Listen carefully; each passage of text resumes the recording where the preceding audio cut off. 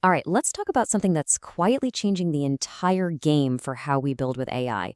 It's called the Model Context Protocol, or MCP for short. It is the key to unlocking what AI can really do, and we're going to break down exactly what that means. So let's kick things off with a simple question, but a really powerful one. What if your AI could actually use your apps? I don't mean just talk about them, I mean literally use them to securely tap into your company's internal systems or any tool on the web, just like a person would. The thing is, right now, that's still mostly science fiction. You see, large language models are incredible conversationalists. They're brilliant at reasoning, but they're basically stuck in a box. I love how this slide puts it. They're like a brain in a jar, completely cut off from the real, live, changing data in your files, your apps, and your APIs. And this isolation, well, it creates a massive problem, a fundamental gap between what we imagine AI can do and what it can actually pull off in the real world. So to get an AI to do anything useful, developers have to manually bridge that gap.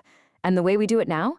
It's by building these custom one-off connections for every single tool. And honestly, it's a nightmare. It creates this tangled mess that's fragile, incredibly complex to manage, and it just doesn't scale. But what if there was a better way? Well, this is where the Model Context Protocol steps in. It's this elegant, open-source solution that's quickly becoming the industry standard to fix this exact problem. You can think of it as a kind of universal translator for AI.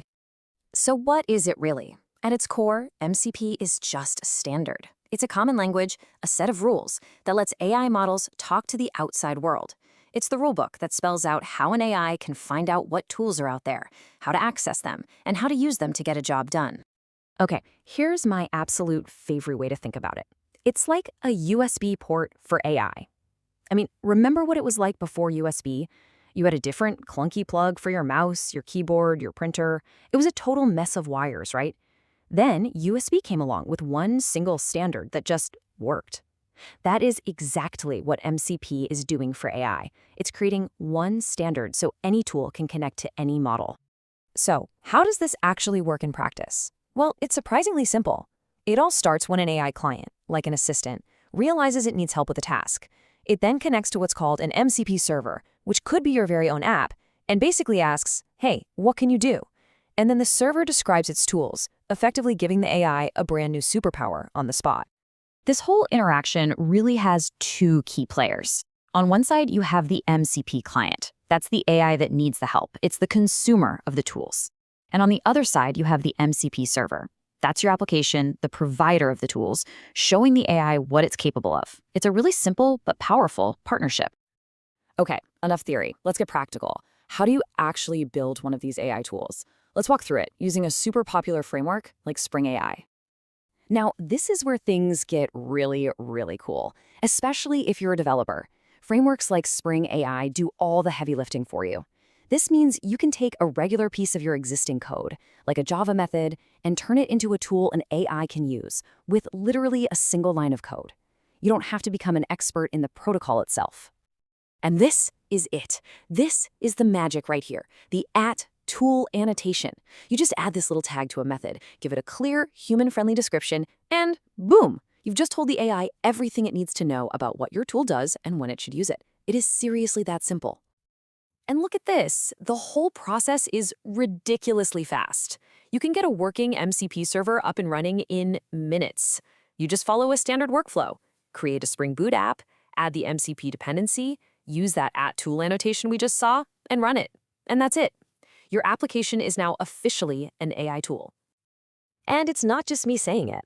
Developer Dan Vega really nailed the excitement around this. He said, this is all about connecting clients to different data sources. It could be a database, this could be an API somewhere. It's pretty exciting.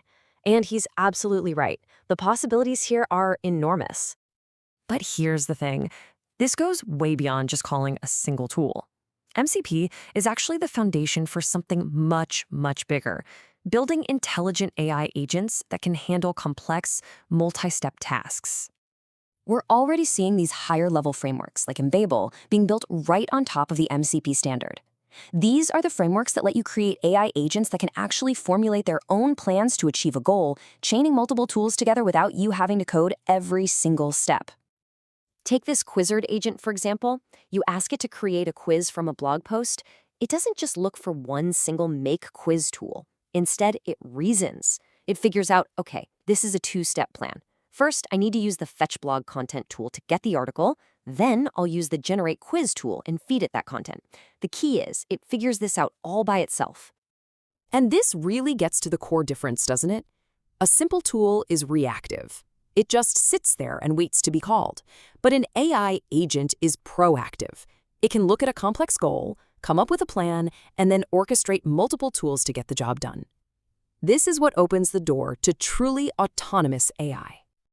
Now, of course, as these agents start handling more sensitive and important tasks, security is everything. And the good news is the MCP ecosystem is being built with security in mind from day one. We're talking about production-ready standards like OAuth 2 to make sure only trusted AIs can access your tools. So, let's bring this all together. What does this all mean for the future of AI? The biggest takeaway is this. The future of AI is a connected one. The days of the isolated brain in a jar are numbered. For developers, this is a genuine game changer. First, standardization means we can finally stop building those fragile one-off integrations.